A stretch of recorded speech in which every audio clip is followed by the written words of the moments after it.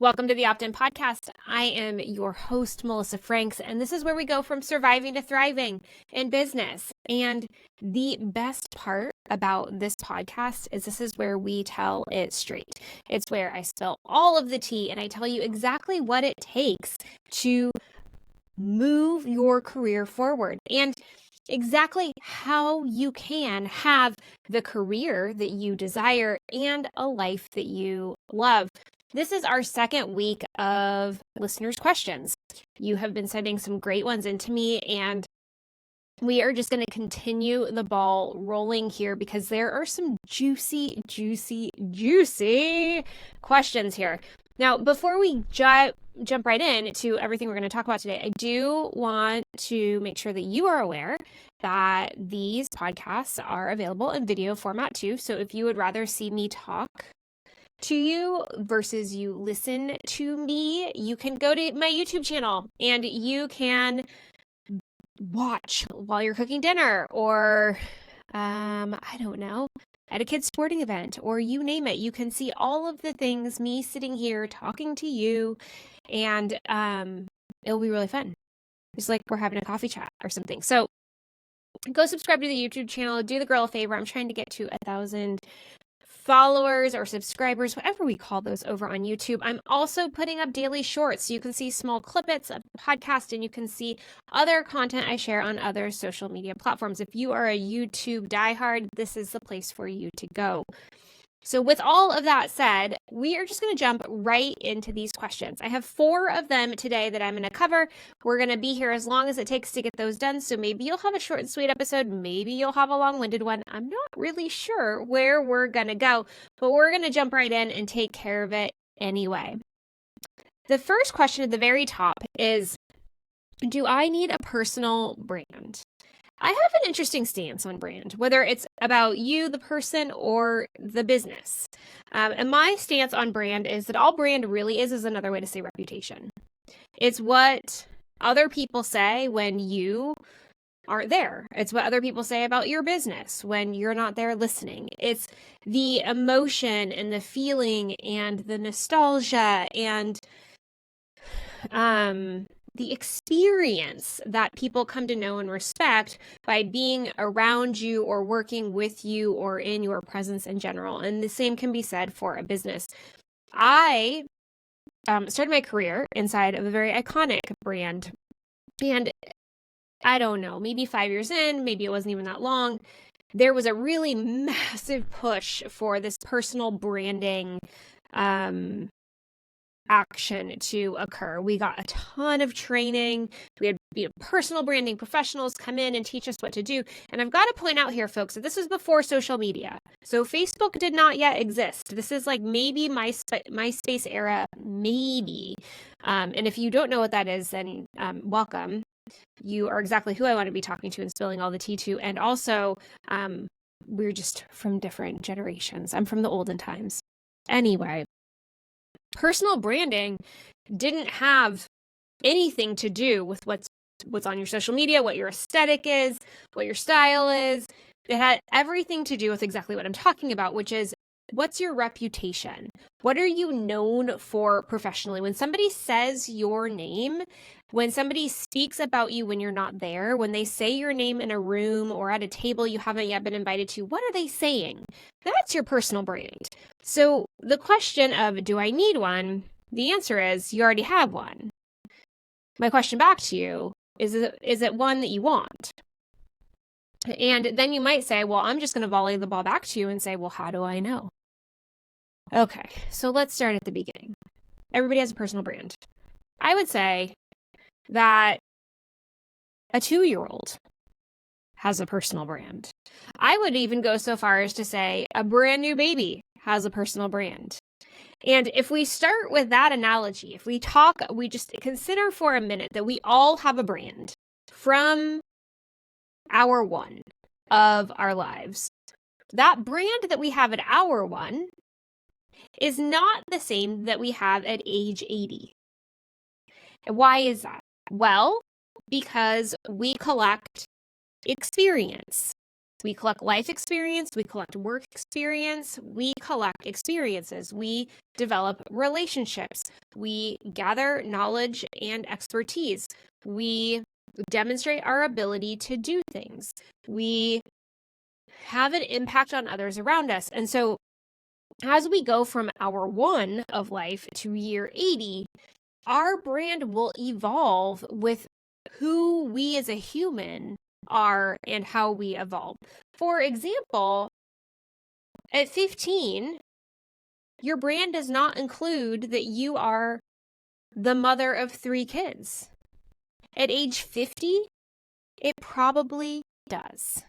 So when you're thinking about personal brand, what I want you to just let go of completely, because in today's world with influencers and affiliate links and internet coaches that will sell you $10,000, $20,000, $30,000 programs to create your brand, I want you to let all of that go. And I want you to accept that you've had a brand from the beginning.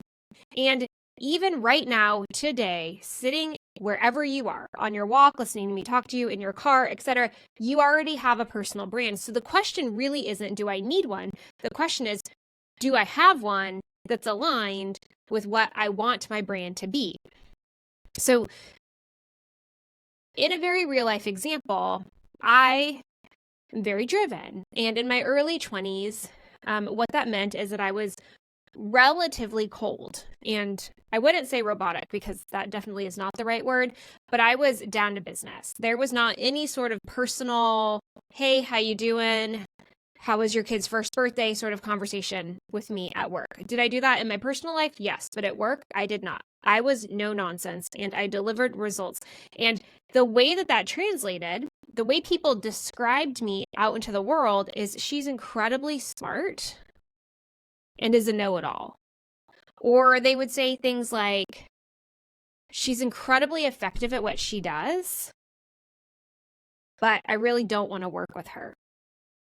So what I started to become known for is somebody that was really good at my job and really effective and incredibly intelligent and fast moving and could deliver results and not a good team member. Now, I have a whole bunch of other things to say about that because generally speaking, good leaders aren't good team members because you can't help but be a leader amongst peers. I have a strong, firm belief about that. That is for another podcast, that's for another day. But my brand out there in the world was she's super smart, she can execute, she can deliver results, and also she doesn't play well with others. And that was not a brand that was going to help me go from entry level to C-suite executive. I'm telling you that right now, because if you are known as somebody that doesn't play well with others, that doesn't collaborate well, that is all business, no compassion, any of those things, there becomes a barrier to entry. It becomes difficult for people to know you and understand and to coach you and provide feedback, even if I was incredibly open to feedback. Even if you are, there's a barrier to entry. And so what I had to understand, what I had to investigate and interrogate was what behaviors was I doing consistently over and over and over again that other people were experiencing and observing that led them to identify me as somebody that did not play well with others. And once I realized what that was, I was able to adjust my behavior. And by the time I got to C-suite executive, by the time I got all the way to the top of the company, that completely wasn't my brand. The people I worked with didn't even know that that was a thing in my 20s. They would have actually laughed at the fact that that was a thing in my 20s because I'm a people first leader. I take care of all of my people. I can tell you when their birthdays are. I can tell you how many kids they have and what their names are and what sports they play. I'm a people first leader. But that didn't come organically out of the box. My 20-year-old self, who was an entry-level employee, her brand was I'm going to get shit done no matter the cost. So I share that because understanding what your brand is today and then determining what to do if it's not what you want it to be so that it can be different tomorrow is totally possible. Reinvention, iteration, it's the name of the game here. So do you need a personal brand? It doesn't even matter if you need one because you already have one. So the question is, do you have one that's going to help you get where you need to go? And if the answer is yes, cool, keep it moving. If the answer is, I don't know, then you need to find out. And the best way to find out is to ask. And that is asking everybody. And give them the open floor to be as direct and brutal as possible. Explain to them that, I'm working on this, and you telling me how I'm perceived out in the world would be really, really helpful for me to figure out where I need to focus my attention to continue to grow and evolve. And I guarantee you that people want to help you. People want to provide feedback. You are going to get some feedback that you don't like or agree with. For example, I was told over and over and over again that I should be slow to offer up solutions because it intimidated other people. Well, here's the deal. Part of my personal brand is that I solve problems for people significantly faster than they could ever solve them in a much better way to help them grow, optimize, and scale their business. I solve problems for people and businesses, and I do it fast, and I do it well, and I do it with excellence. So as much as I understood I'm making people uncomfortable because I'm figuring out how to put the puzzle together before they've even picked up a piece out of the box, it was important to me to keep that as a part of my brand. So I didn't take that feedback. But what I did do was when I was told, you don't play well with others, or at least that's the perception, I took that feedback and I ran with it. And I said, well, I'm not going to get to where I want to go if that is my brand. So how can I change it? What can I do? What baby steps can I take? How can I evolve over time? And it wasn't immediate. I didn't go from not playing well with others to a people first leader. That was a 20-year journey. So don't get confused when I tell you find out what your brand is and then fix it, because it's not a fix it thing. And we'll go all the way back to how I started this. But once you understand how people perceive you and you can determine what of that perception you want to modify, then you can go after doing so. Because remember, I said at the beginning that brand is reputation. It's what you are known for. It is what people are saying about you when you're not there. So you can't just declare one day, I'm going to become a team player. You have to demonstrate it, and you have to show it, and you have to consistently be living it for long enough that people change their perception of you. So it is completely possible to iterate your brand and change it over time.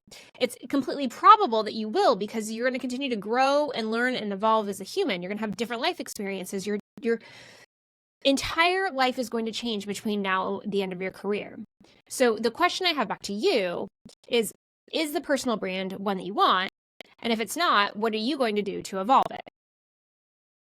I will also suggest to you very clearly that having awareness of what your personal brand is forever is going to be really, really important. Because at any given time, your brand could be something that you don't want it to be. You may have a brand that you love right now, and then you may become a people leader, and all of a sudden people are saying things about you that you really don't like and are not aligned with your vision of yourself. So you have to stay attuned to the perceptions. As you change jobs and companies and roles, and your manager changes and the people you work with change, you've got to continuously have your foot to the ground. You need to be continuously listening for how people are perceiving you, what they're saying about you, what they think and what they feel, because your brand will change. And if you are not steadfast in making sure it's changing the way that you want, it will inevitably change the way that you don't. So that's my thoughts on personal brand, friends. The second question that we have is, this is a good one. I want to take an unpaid sabbatical. How do I ask for it? This is a really interesting one. So there are some big companies out there in the world that offer a sabbatical and or require a sabbatical every 5 years. Some of it depends on what level of the organization you're in. But the concept of a sabbatical is something that lives mostly in technology companies. And the whole point of the sabbatical is that you go off and you learn. That's the whole point. So you become like the next iteration or version of yourself. You take the time to just immerse yourself in topics and then come back out and be a benefit to the company.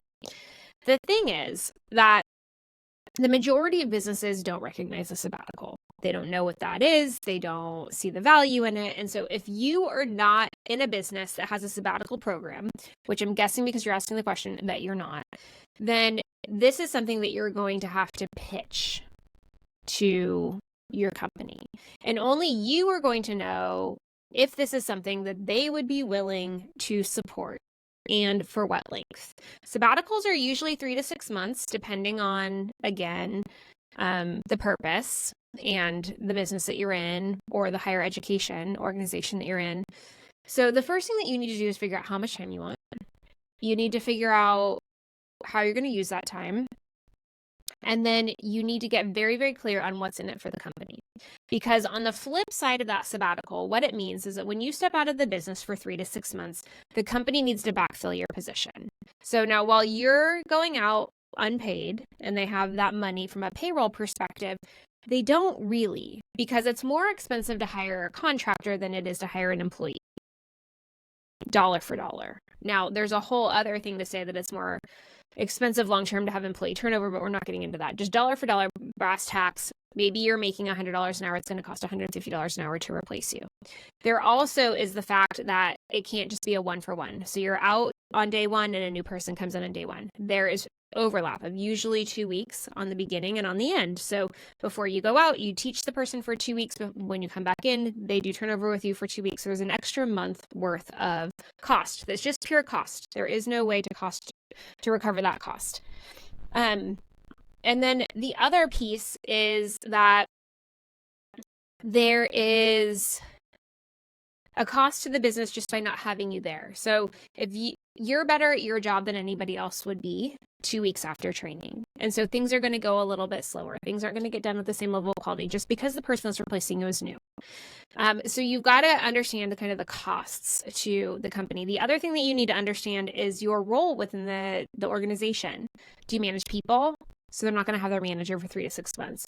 Are you a really strong leader within your team and organization? They're going to lose that leadership for 3 to 6 months. So you have to look at the hard costs and then the qualitative costs for you stepping away. And then once you understand the cost to the business overall, one of the things that you need to take a secondary look at are the risks. So what are the risks of you taking a sabbatical? And some of these seem ridiculous because they're risks that you always have, right? There's always a risk that you're going to leave and get a new job, but they may perceive that risk is higher.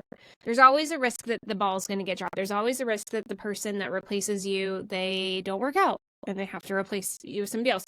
So go through all of the risks and identify those. So now you know the cost and now you know the risks. And now you start working on your proposal. So you say, if this is how much it's going to cost the company and this is what the risks are. So what is the company going to get? What's the benefit? And how can I describe that benefit to outweigh the costs and the risks? Because that's the goal. You've got this equation. One side is cost and risk. The other side is benefits. And you want the benefits to weigh significantly heavier than the costs and the risks. So you need to sit down and really come up with tangible and, if you can, quantitative benefits to the company for you to go out. Now, if you're taking a sabbatical so you can spend 6 months in an educational institution learning X so that you can come back and do Y in the business, that's a pretty good argument. That's a pretty significant call to action from a benefit standpoint. I'm going to go educate myself so I can get better, so I can do this thing, which is going to help top line revenue grow, right? That's really, really easy. If you are going on a sabbatical because you really want to invest in your well-being, it's more difficult to quantify the benefit to the business. So what you are constantly on the lookout for is, how can I get the benefits to weigh heavier than the risks and the hard costs, right? And pull that whole proposal together. And then once you have it, once you're very, very clear on the value proposition to the business, so this is why it's going to be so beneficial to the business, then you bring that proposal together and you bring it forward. And it needs to be incredibly simple and succinct, because the first person that you pitch is not the decision maker. It will go to somebody else and they will need to pitch, and then they may ask you to come in and pitch, and it may go on and on and on and on. HR will have to evaluate it. Legal may have to evaluate it. There's a significant amount of gates, and because you're asking for something that doesn't actually exist, it's really difficult to predict the process and the steps that you're going to have to go through to get approval. But once you have the proposal and you've simplified it and streamlined it in such a way that you're very clear on the value proposition, the benefits, and any sort of hard numbers that you can prove is going to be a gain to the business if you take the sabbatical. And then you also have the risks and the costs that you're going to mitigate through those benefits. You bring that forward, and then you continue to pitch it and pitch it and pitch it until you get a solution. The other thing that you're going to do is you're going to continue to iterate. So as people are objecting to your request, you're going to understand why they are objecting. You're going to create another bullet point so that you can talk about how you're going to mitigate that risk or cost. You're going to find a counterpoint to say this benefit outweighs this risk and cost, and you're going to continue to do that over and over and over and over again until you get to a decision. I do want to call out that this is the process for asking for it. The certainty that you will get it, I can't give you. And the reason that I can't give you the certainty is because I don't know the business that you're in. I don't know the climate of the business that you're in. I don't know the open-mindedness. I don't know the willingness for them to grant a sabbatical. But this is how you're going to get your best shot.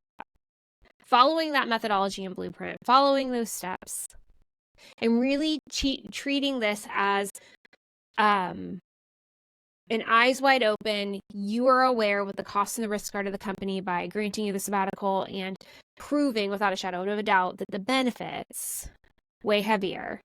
That's your best shot at getting the sabbatical approved. Okay. Question 3.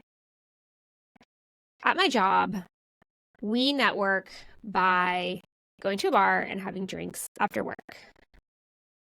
And it makes me really uncomfortable.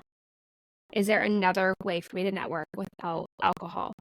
Oh, man. This comes from a woman also I saw who submitted it. And this is such a good question. And I also absolutely hate talking about this because there is only impossible answers to this question. There are certain industries to this day, and I don't know if this woman works in them or not. There are also certain parts of the country and certain parts of the world to this day that complete networking activities solely by being centered around cocktails after work, golfing outings, gentlemen's clubs, cigar bars, just to name a few. And that's where deals are made, promotions are decided, bonuses are granted, and also decisions around layoffs are made, and team restructuring, organizational restructuring. There are a lot of places where that's where those things are happening. And the accomplished senior executive, female senior executive in me, would like to tell you to not go. I would like to tell you that the world is accepting that you don't need to go places where you are uncomfortable. The counterpoint to that is that I know, because I've lived it, I have lived experience with this, that not participating in those activities will slow down, stall, or halt your career progression. So it is really, really tricky. I'm going to go at this kind of from 2 tangents, and hopefully it will help in some capacity. The first thing that I would say is I think that those practices are bad. I do not support them. I do not accept them. I would call them out whenever I see them. I firmly believe that alcohol and business should not be mixed. I firmly believe that. I don't think that there should be alcohol at business dinners. I don't think that there should be, these happy hour, cocktail hour situations where everybody's networking.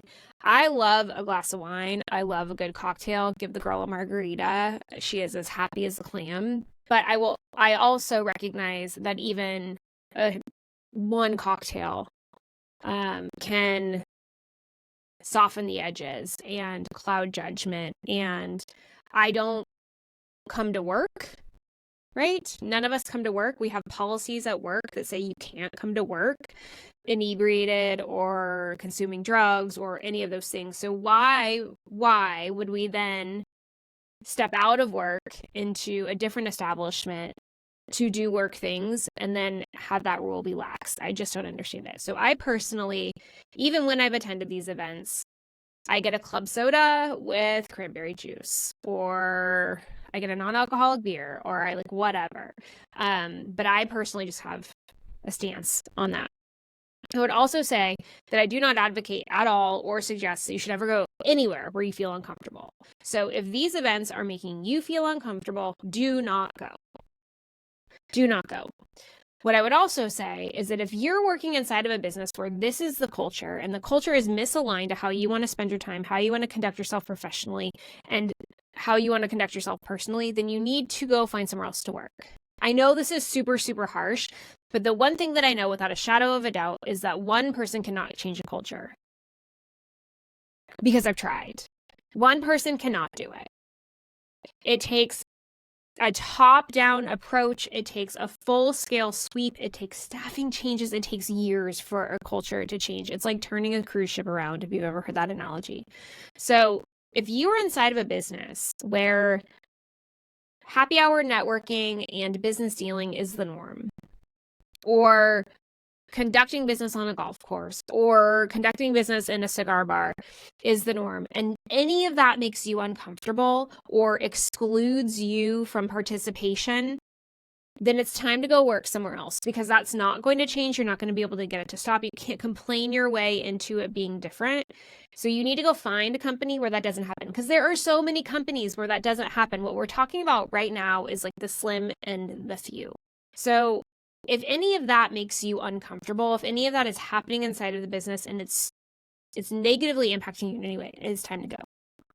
There are some companies where everybody's friends with everybody and they like to go out and have a drink on a Thursday night after work. In fact, I worked inside of a business where there was a ritual.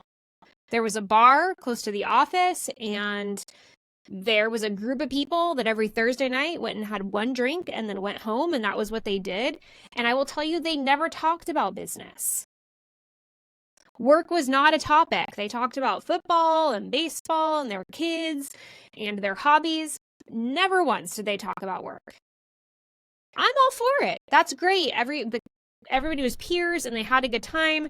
Eventually, I got invited to it because I was not a part of the Cool Kids Club, and I used to tease them about it all the time. And I was so happy to see that it was really just a group of people that enjoyed each other's company, getting together, not at work. And so before you snap judgment on what's happening, I would also recommend you go.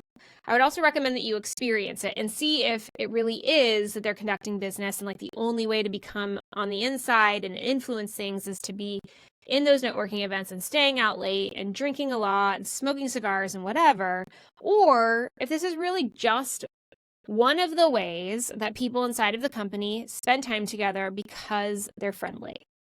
But going back to, there are just industries, businesses, and places in the world where this is the normal way of doing business. And if it's not the way you want to do business, then go find somewhere else to do it. The good news is that this isn't everybody. The good news is this is a small chunk of how businesses operate, but you found yourself in one and it's making you uncomfortable. And so it's time. I would love to tell you that we can all stand up and say, F the patriarchy, and we can make all this stop. And it's just not the case. It's just not.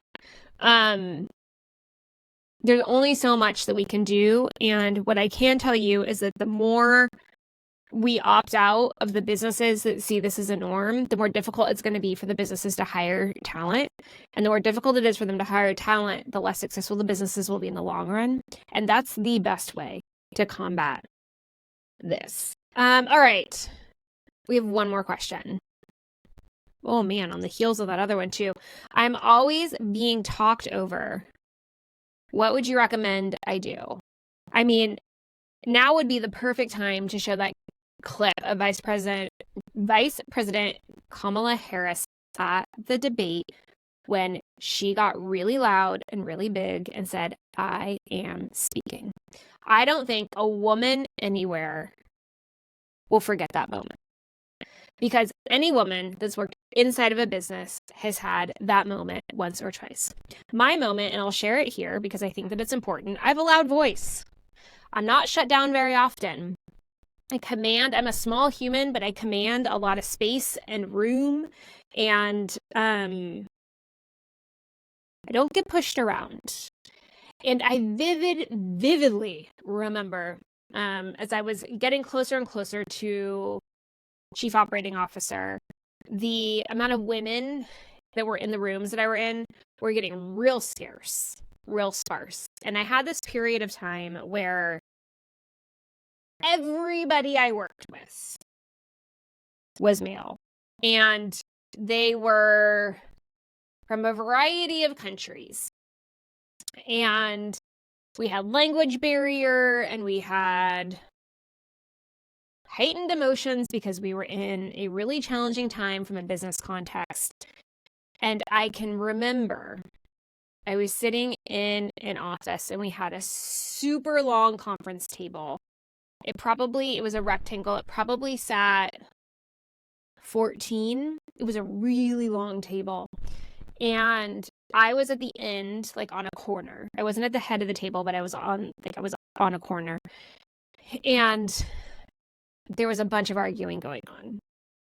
And there was people on the phone, and there was like all this stuff. And I said, excuse me, a couple of times. And then I got a little bit louder and I said, I have something to say. So they stopped. They gave me some room to speak. I think I got about 2 sentences in, and then they started interrupting and talking over me. And this happened 2 or 3 times. And I had finally had it. Because like I had said, this was a pretty stressful time. I probably had been working 20 plus hours at this point and had not had a lot of sleep. And I stood up and I slammed both hands down on the table. And I said, enough. At a very high volume. And nothing happened.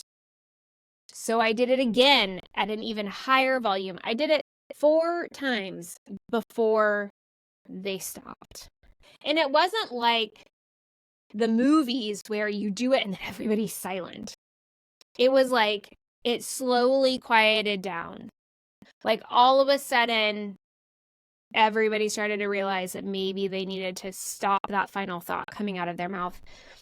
And once they were sort of done or had gotten to a dull murmur, I looked at all of them and I said that it was the most unproductive meeting that I had ever been in because nobody was listening to anybody. And the fact that I just had to stand up and physically use my body to get their attention meant that nobody respected anybody's opinion in the room either. And then I got up and I left. And not a single person came after me. Not a single person apologized. I felt immeasurably better in the moment, but I knew that I was going to have to go back in and I was going to have to retrain the behavior. I knew that at this point, it was not about how they behaved. It was about what I was going to allow. And so I started to call them out. Every single time I got interrupted, I would say, John Smith, I understand you have something to say. Please let me finish. I would put them on the spot in a very kind and respectful way. Every single time they spoke over me, interrupted me, hijacked my presentation, muted me on video calls, I would call it out. And I continued to call it out until one day, one of them came to me and said, I see that we're not listening to you. And I was like, no kidding. And I said, I appreciate that you have recognized that. And he said, I want to help. And slowly but surely, he began advocating for me in the room. And so when I was interrupted, I wasn't just pointing it out, he was pointing it out. And then sooner than I thought was possible, it wasn't just him. There were 2. And then there were 3. And you see, what happened was I set a boundary. I set a line for how they could behave and how they could treat me. And then eventually, those around us saw that what was happening was wrong too. And I ended up with allies in my corner, and the more allies I had, the less it happened. So what I want to encourage you to do is to stand up for yourself in a graceful way, not in an angry way. You can use language like, John Smith, I really understand that you have an important point. Can I please finish my thought? And then we'll turn it over to you. Right? And continuing to do that in the most graceful, elegant, compassionate way, over and over and over. And then seeking out allies, seeking out people that are normally in those meetings with you, seeking out people that can support your boundaries that you've set. And it's perfectly okay too for you to ask for help if that's what you need to do. It's perfectly okay for you to find a couple of allies that you already have and say, hey, listen, like everybody's talking over me all the time. Would you help me? Would you support me when I call it out? Will you call it out too? Asking for help is a perfectly okay thing to do. You have the ability to change this. You have the ability. It doesn't mean shouting louder. It doesn't mean complaining to HR. It just means being really, really clear on your expectations of how people treat you in those settings. It's a tricky one because it's uncomfortable, and a lot of us are taught to be kind, and you can be kind and have boundaries. You can be kind and require people to behave and treat you in a certain way. Don't be afraid to do that. Well, those are the 4 questions we have this week. They were good ones. If you have questions of your own, you can send those to melissa@melissafranks.com, or you can DM me on Instagram. I love answering these questions because I know exactly what's top of mind for all y'all. And I feel like this is really how we get kind of those nuggets that are really the difference between having a satisfying and happy work environment and a frustrating one. So I appreciate all of you coming to the podcast today and asking those questions.